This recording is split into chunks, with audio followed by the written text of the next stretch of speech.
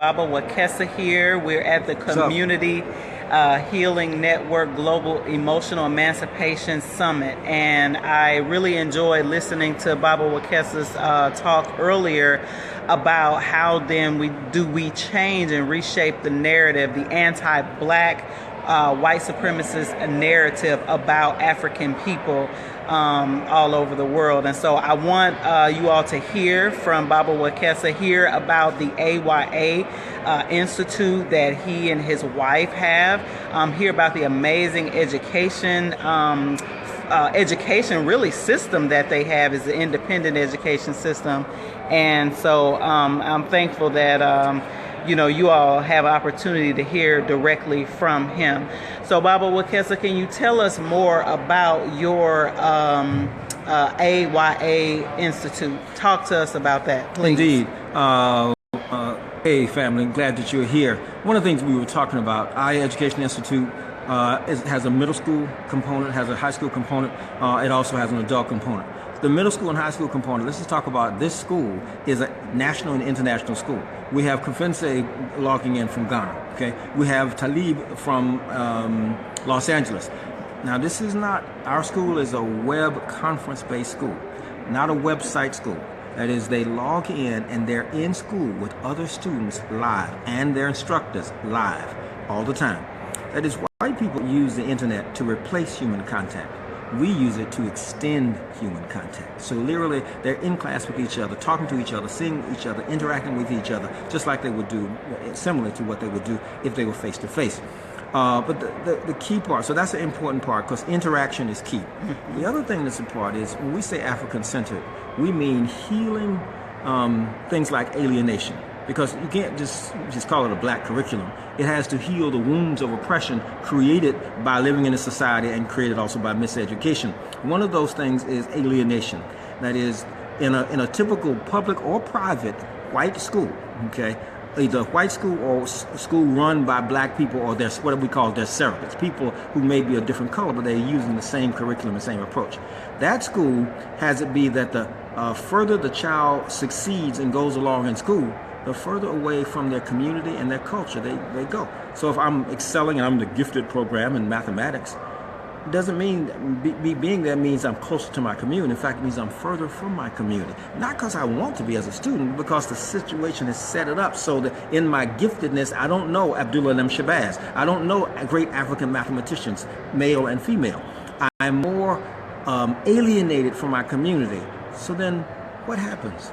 If a student then is smart and accomplished, they don't know how to use that to serve our community. We're alienated, to quote Amos Wilson, to serve aliens. They have been prepared to serve aliens. Let me take this thing off right here. This is part of my badge, but I'm not promoting Fuller Motor Company. Okay. So our program is designed to do that. Let me give you an example of how that is. One of our programs this year is we call the Aya Family Lure Program. This is every student, middle school and high school, has to participate in. And that is, they have to gather their family literature. Any words written, songs written, poems written, articles written, whether it's in high school and college, whether it's a love letter from grandmama to granddaddy, whether it's a Facebook post, they have to begin to put in their stash their family literature. Then they also have to find their oral literature in their family. When things got tough, what did Big Mama and them say? Okay, or what was their favorite song when things were going well, or what was their favorite song they played in different instances at different times. And so they're collecting their written literature and their oral literature that makes up the family lore. That's what makes us a family. When is your family lore, okay? When someone passes or you come around, you remember he used to always tell that joke. Everybody, yeah, you would always tell that joke. So it's the family lore. But now they're gathering it for a specific purpose. They then get to reflect on some of their family lore. So imagine reading a student reading about their mother's article in a student newspaper in high school or in college. You're like, oh, so they get to reflect on that.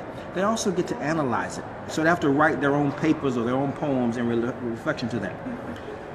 Now, come February, then this has been shaped into a manuscript by January. Come February, we have a hardbound book of their family lore, as well as their own additions, as in reflections on that, and their own analysis of that. Okay? Now, in this process, they've learned how do you analyze prose, how do you analyze poetry, how do you analyze plays. So they've learned how do you analyze literature. They've also learned how to appreciate Big Mama and them. Okay? They know how to appreciate what their mother did, what their father did, what their uncles did. You know, they literally are closer to their family. And our rule is, if we can't shape a subject so that it makes you closer to your family, your culture, your people, then we don't teach it. Period. Because we're only training you to serve aliens. This is one example of what we do at IE Education Institute. Thank you. Yeah, thank you very much. I think that was very good, and I think that people can definitely take that and be able to learn from it. Now, how do people then support your school? One of the things that you and I talked about before I decided to go on camera is that when I heard all the stuff that you were talking about, I immediately wanted to know, how can I get my children involved in your program? Can you talk a little bit more about the specifics of how a parent, and there's many parents that'll be watching this, how can they support the Aya school, and what resources does it take for them to join your school? Excellent. Thank you so much. First, our website is ayaed.com. Ayaed, ayaed.com. Or if you go to Google and you put Aya Education Institute, it'll pop up. If you're on Facebook, you put Aya Education Institute, it'll also pop up. And so you can contact us directly there. It's important to go there. Now, when a parent wants to enroll, and we have children, so you understand, we're an international and national school. So it doesn't matter what state you're in, okay, or what country you're in, if you have a good internet connection, and we can work out the time zone issues. That is, so let's say you're in New York City, okay, or in Chicago, wherever, and you want to enroll. Or Dayton. Or Dayton, right, or where we're in D.C., all right? Mm-hmm. So then you would go online, you would register, and you'll see where you can contact, and Wekesa Madzimoyo, my wife and the lead administrator, will begin to handle that. And what I mean by handle that, first, you register your child as a homeschool student, okay? And we help you, whatever paperwork you got to do, is no problem. We help you to do that. Our curriculum has been, we've never had it rejected by any state, and we don't plan to do that.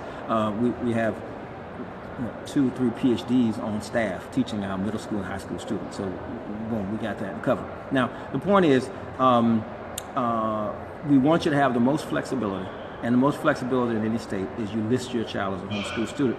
We will provide education, transcripts, grades, all that stuff like that, all right? But how do you also, let's say you're not ready to have your child removed from public school, or let's say they're not middle school yet. Then one of the ways to do it is to not wait until that, is to help get us established in your area by Saturday schools, by our what we call Super WHB Weekends, where we come and talk about African-centered education, and you and other parents can come and learn about things that you can begin to do, or get support for things that you're already doing, and in there. And in that way, you're plowing the ground, you're finding other people in those areas who are already interested. Because what we also do, in addition to having students log on from different places around the country, is we have cluster sites. So in Atlanta, for example, there is a cluster site. We share a space with Kilumbo, which is another wonderful African-centered school. And so in that space that they have, then we have the Aya students who come there. So local parents in Atlanta who need and want a space to drop their children off actually bring their children to that site. That's because we got a cluster of students there. Okay, we want to have a cluster of students. In the Cincinnati area, we have a number of students that's building up. So you can literally begin by asking us about, or letting us know that you are wanting to help support a WHB Super Weekend, okay? Because then we can come to your area, you get to meet us, we get to talk about African-centered education, get to support parents there, and to support one of our programs. Now, if you find, if you start clicking around and calling us and whatever, you'll find a number of different programs that you can plug into. One I want to make sure that you also know about is the Araminta Harriet Tubman Warrior Healer Builder Story. Okay, that is, we're looking for, first, our goal is to control the narrative, the national narrative on Harriet Tubman, but not the one that white folks tell. We care not about that. We want to make sure the narrative that's in our minds, in our communities, in our children's heads, and our adults' heads, the things that are talked about, the images that are placed there, we want to make sure that we control that. We mean the black community, and not have that controlled by others, so that when that $20 bill hits, which will at least be 4 years away, so we have an opportunity to be proactive. When that $20 bill hits, if that image stimulates the ideas that we have placed, okay? Now, I personally am not in favor of her being sharing a $20 bill with Andrew Jackson, okay?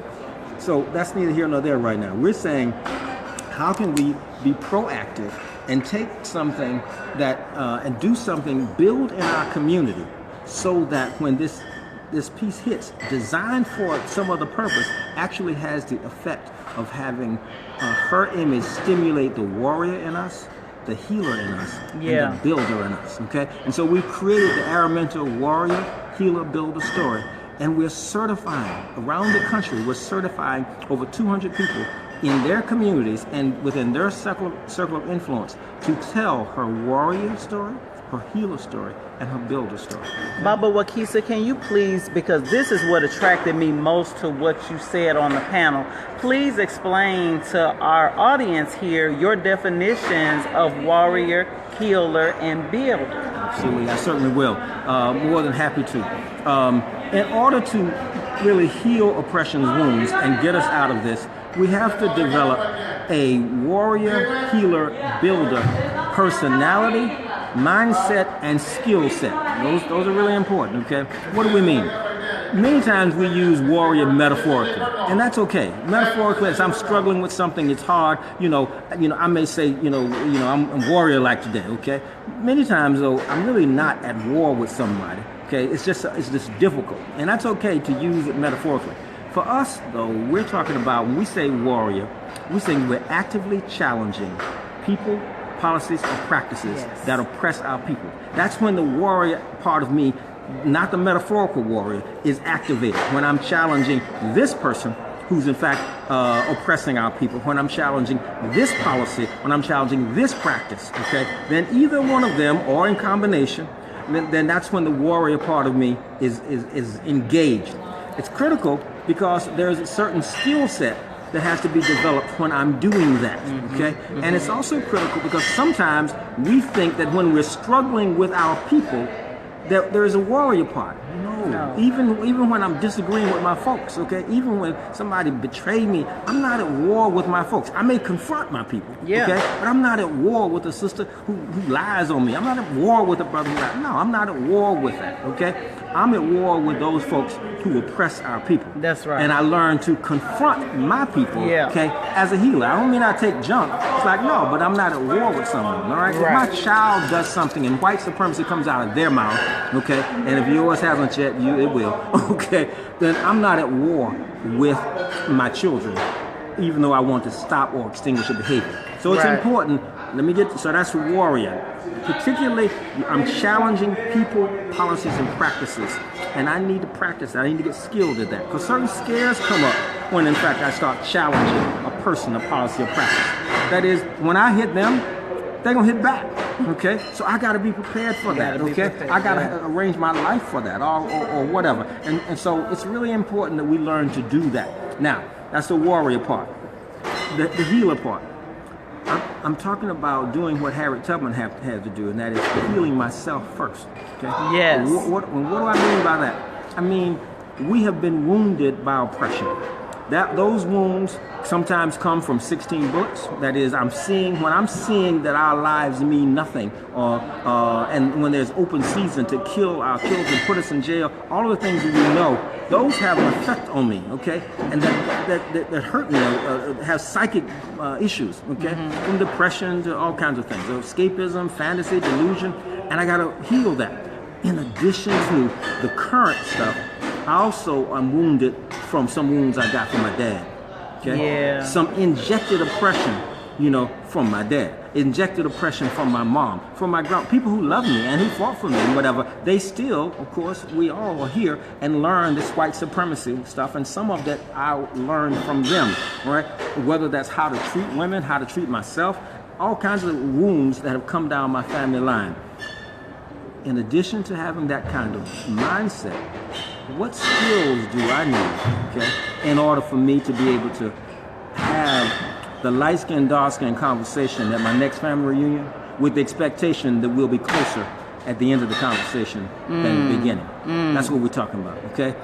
How can I not avoid it and just say we don't need to talk about it, okay? How can I have where your family, part of the family was raised over here, and y'all made more money, and it was teachers, or we were the teachers, and y'all were the workers, and our families, and really never. How do we heal those fissures in our community? Because if we're going to be successful, we cannot be alienated from each other and at odds with each other. Okay, now that's the healing part.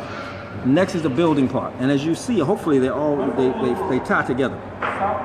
Building means, how do I, the skill that's necessary, how do I build families, institutions, defenses, businesses, organizations? The key element for an oppressed people, for us, in terms of building, is the skill to knit trust where distrust has been induced. Yes. I have been trained to distrust myself, okay, when it comes to commitment of something with black people. Will I follow through? How much will I follow through? And I've been trained to distrust you, okay? So let's say we're going to form a isusu, okay, or a collective. Explain isusu. Isusu is where we pool our monies together. Let's say you have 10 families, and 10 families say we're going to put in $100 a month, okay? And so we got $1,000, and every month there's $1,000, and one person gets that $1,000 that month, and they can do something, so it's an aggregate amount of money. They continue to put their $100 a month in, but next month I get it, and it rotates around. That's an isusu. Right, we've done a house buying isusu, and has been successful. And what's critical about to make that kind of economic development work, which is real simple, is dealing with this issue of not trusting each other. Yeah. And it's not the same as just saying, well, black people don't trust each other. Well, now you're not talking to no audience. You got a group of people coming together, all who are good people, all who have the right idea, all who want to put it together. And we're not skilled at how do we knit trust between these folks. We just hope it's there because we all, like red, black, and green. We all have African clothes. We're all conscious. We all read Amos Wilson. We all, love Marcus Garvey, whatever. Okay, and I'm not saying that those things aren't important. They are. We need a place where we have skill on how to begin to know, how do we knit trust? How do we have the conversation about the distrust? Okay? So when somebody says what I call the numbers and the vision piece, that is, well, here, the numbers are, there are 1,000 of us, and 1,000 of us, if we all give X amount, a day or a year or a week, then we could have this amount of money. Okay? That's the math, and with that math, we could then buy shopping centers, we could do this, we could fund our schools and whatever.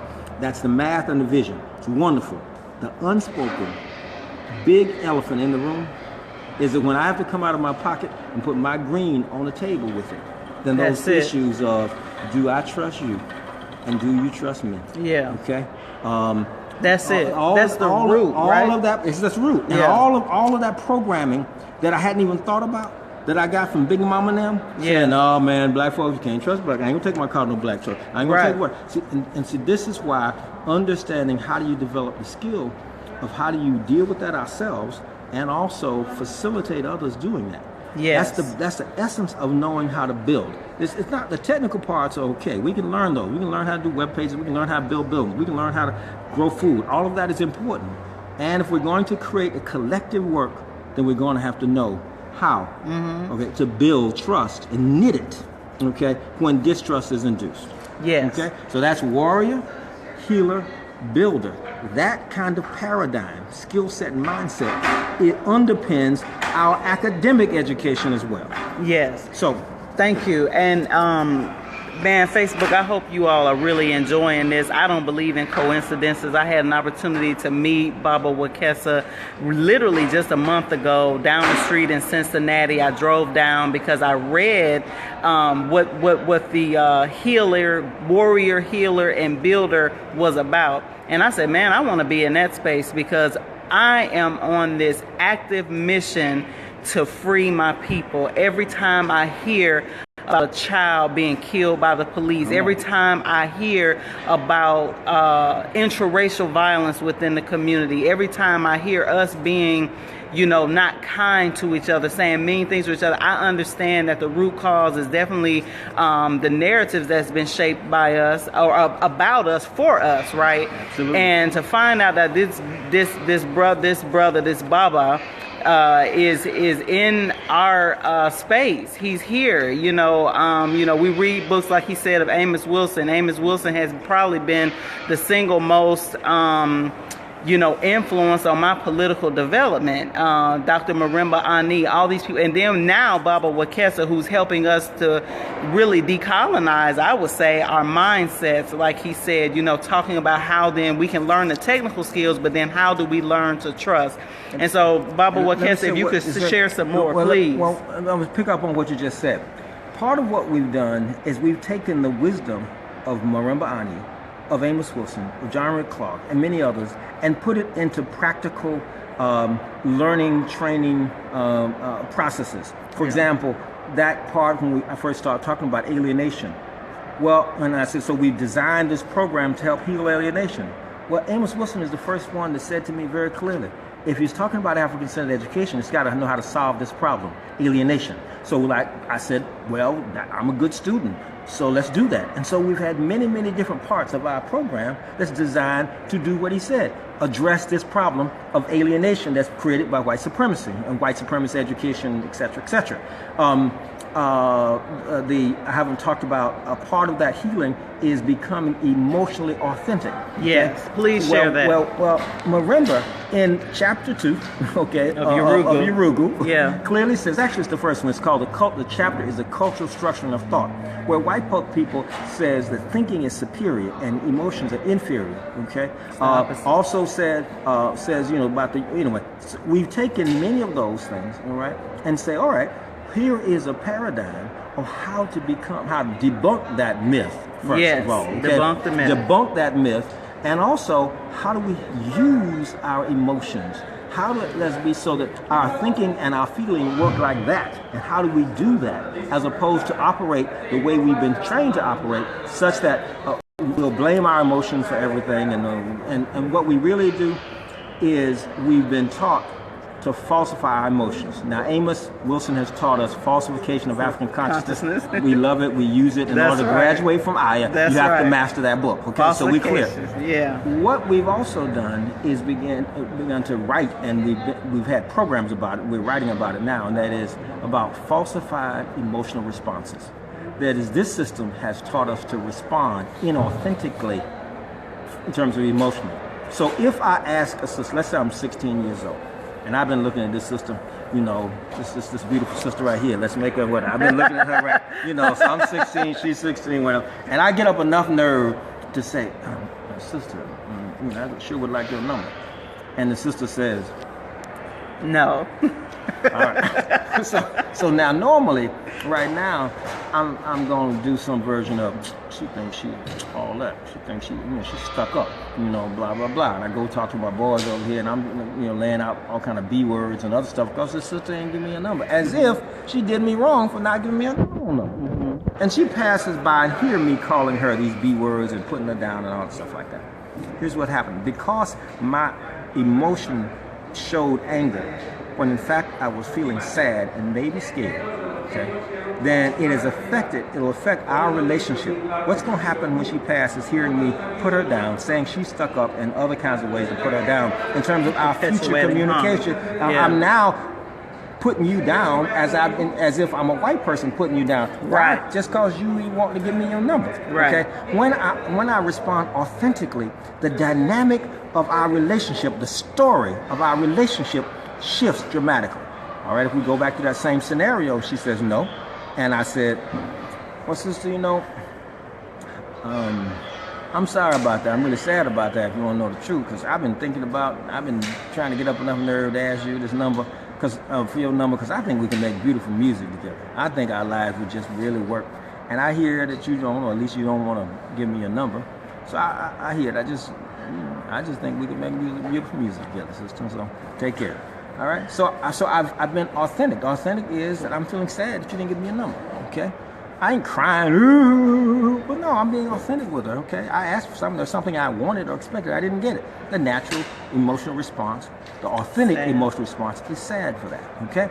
Now, I've been trained by white people to respond as if I'm angry, as if she has violated me, so I'm justified at being able to do this. Wow. One way or other. Now, I can just use the B words, or I can use my fists or other kinds of force. Okay? Right. That kind of training, that kind of socialization is what white folks have put in us. That's it. In the way, it's like they falsified our consciousness, they falsified our emotional response. Okay? Similarly, now this is not the same thing as Goldman and other white folks who talk about emotional illiteracy. As if, well, I just don't know what my feelings are, and I think they're illegitimate, and I might be feeling the wrong one or the right one or the wrong one. No. This is actually much more scripted to serve oppression. You want proof? Well, if you have a scenario where I'm in a white corporate setting and I'm violated, let's say, don't give me credit for a report that I've done, or ask me some version of, do you belong here? Are you smart enough? Or you whatever? And so I'm trained not to show that I'm angry. Okay? I will probably show that I'm sad or that I'm scared. Now, I won't be trembling like that, okay? But it will be more subdued, more whatever. When I want to say, you know what you just said, I'm offended by, I don't like it, don't say it anymore. Okay, that would be the proper response. So, whether you meant it or not, whether it was a problem or not, whether you intended or not, that was inappropriate, I don't like it, don't ever do that again. Okay. No, I'm not going that way. I'm trained to either stuff it completely. Now, if I stuff it completely, then I'm going to get in my car, and if I'm in Atlanta, okay, I'm going to come down 75, 85, get off at 20. And when I get on, turn on 20 and get off on Lee Street, there's gonna be a brother out there with a sign, saying, no lie, 40 ounce, like, give me some money, I want what? And I'm gonna roll down my window and say, why don't you get a job? Okay, I'm gonna run that down. That anger that was actually reserved, that should have been directed at my oppressor, gets directed at my people. Okay? Because, and I'm feeling, at work now, I'm feeling depressed, unappreciated. No, I'm not depressed. I'm angry. Okay? But I can't let myself know it because I can't show it. Okay? All right? So this falsified emotion follows this racial script to support white supremacy and to redirect it at harm at our people. Right. And that harm is scripted based on who is on the lower side of what we call the SNI line. Who is less than me in the society's eyes, okay? So whoever is less than me, then I get to dump that anger that should have been directed at those folks. Wow. Okay, my oppressor. Wow. The license is, this is a homeless person. I can say it. Because see, on the way down from that place, I passed white folks, I passed janitors, I passed secretaries. I'm not going to dump it on them though, okay? Because they're protected. Now, if it's a black person who's a lower class, then I can put it on them. Homeless person, I can put it on them. Okay. What I want you to understand is this falsified emotional responses, okay, is unconscious, okay, and it undergirds all kind of conflict in our families and our communities. And if I'm inauthentic with myself, then nobody is going to trust me, and they may not even know why. But if I'm inauthentic with me, because I've been trained to be inauthentic with me, and when the sister didn't give me a number, I'm pissed. I'm feeling it. I'm what? Who she thinks she is? Oh, I'm all this. So it feels like it's mine because I'm angry. But that literally have trained me to feel one thing when I really feel another thing. Okay? Wow. You see, so I'm convinced it's me, but it ain't me. And this is what we mean. This part here is called feelings as messengers. It's how do you address and become emotionally authentic, so that then we can be the authors of our story of our relationship, of our own narrative. Of our own narrative. Yeah. And that's the point that I could explain it. I mean, I mentioned it, but you see, if we're going to talk about during our narrative, if we don't heal this emotion, this falsified emotional responses, then our own narratives won't be our own. Right. No, I think that's right. Finally, before we leave, I want to invite you, and I think we've talked about it a little bit, is having an Aya weekend in Dayton to come in. Super Weekend. Yes, the WHB Super Weekend in Dayton. I see that Monica has been watching. There's other sisters and brothers literally in the community that will be interested in this training, interested in making sure that we get as many of the folks that are grassroots in Dayton around the table to start affecting change and to use the fact that we're going to create our own narrative to then start impacting policy changes, public health department, right? To start reversing all these numbers about low and no opportunity in West Dayton, where black people are the majority of the time. So I want you to talk a little bit more, like kind of give an overview real quick about what the weekend could look like and tell people what they will be in store for. Excellent. Thank you so much. The WHB Super Weekend. WHB again stands for what? Warriors, Healers, and Builders. It starts on a Friday, typically, okay, with a free public event called Our Mentors Warrior Healer Builder Story. So you introduce with it in action, where we in fact retell the story of Harriet Tubman, okay, from her warrior, not an abolitionist, from her healer, not a suffragette, from her builder with our people. So that's a free event, family event. People come out and learn about how we can control this narrative and learn the new narrative itself. At the same time, you're being introduced to her warrior, again, healer and builder. So you get to see it in that kind of story fashion. That's Friday, usually 7 to 9:30. Then on Saturday morning, some people who want to become certified to be tellers of that warrior healer builder story. Not just any story about her, but her warrior healer builder story. If you want to be certified to do that, then you meet us at 8 o'clock in the morning, just from 8 to 9, to introduce you to the classes and what that would be and what's required, so that you're clear that you want to do that. Because it's a commitment. It's worth it, but it's still a commitment. All right, so that's from 8 to 9. 10 o'clock to 12 o'clock, it's African education. That is, we talk about for parents, no matter what kind of school you have your children, we talk about the need for African-centered education, why it's important, how to access it, and we provide any answers that we can to support you in educating your children and knowing the whys and why nots of African-centered education from folks who are old at it. Anybody who starts, please start, keep starting. But because we're old at it, we're not talking about a white curriculum painted black. Okay, thank you. See what I'm saying? We're talking Define about African Center for us, so we will know. Okay. Well, just want you to get literally, when you heard me talking about healing alienation, that's what an African school does. Okay? Right. That's an example of it. So you literally just putting black clothes on a white curriculum. All right, for us, math is Sankofa math. We go back and fetch it. We not only do we start talking about black mathematicians, we talk about how to solve the problems in our community. Okay? That's it. And how do we learn black precepts from Kemet and other places to do it. So the education is African-centered, not a black history class, and we're going to teach you regular math. No, it's in everything. All right? So we talk about African-centered education. That's from 10 to 12. That's also a free session to the community. Then there's a 1 to 5, what we call Taste of Baby. Taste of Warrior Healer Builder. Warrior Healer Builder is a weekend retreat. Okay? But when we come to a community, you don't know that already. You don't know us, you don't know whatever. So we offer a taste. It's $45. 3 installments of $15 takes care of that. Okay? And what we say is this. If you pay $45 at 1 o'clock and at 5 o'clock, you don't think you got money, you're $45 back.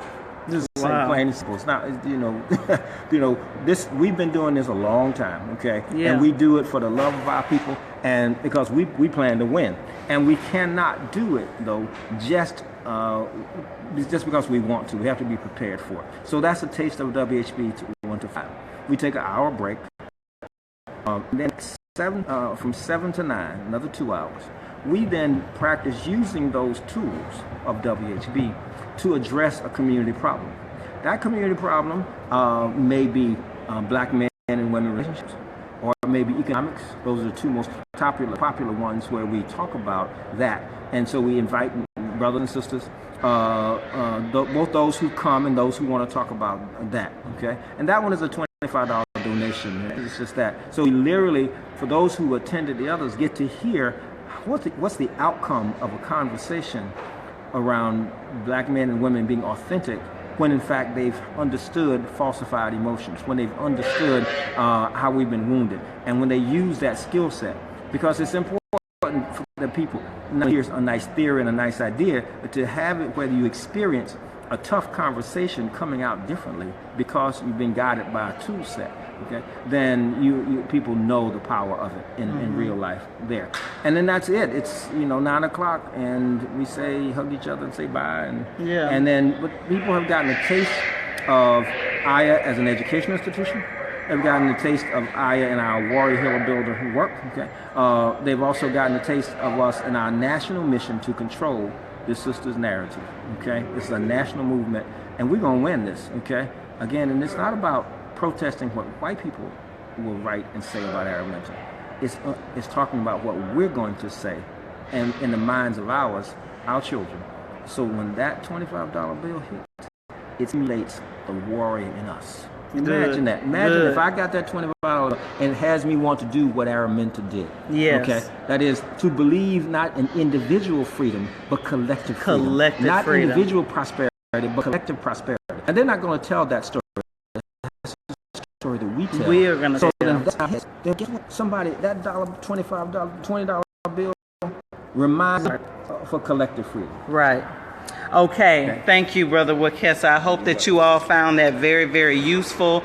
We will definitely be in contact. Racial Justice Now will organize the Aya Institute to come in collaboration with Manika and other folks and whoever else who wants to help bring this retreat to Dayton. It is time for us to get serious in Dayton. It's time for us to get serious everywhere, but I am proud and happy to be the facilitator to help bring this kind of information into the city of Dayton and really help perpetuate it out throughout the entire state of Ohio. So I know that I will be in Canton on October 1st to do a parent training. I know that I'm working with Elder Mills to expand Racial Justice Now into Columbus. So as we continue to expand as a black political organization in the state of Ohio, we will continue to partner with African-centered individuals and organizations like Brother Wekesa and the Aya Institute all over this country to change the narrative and to get free. Love y'all. Peace.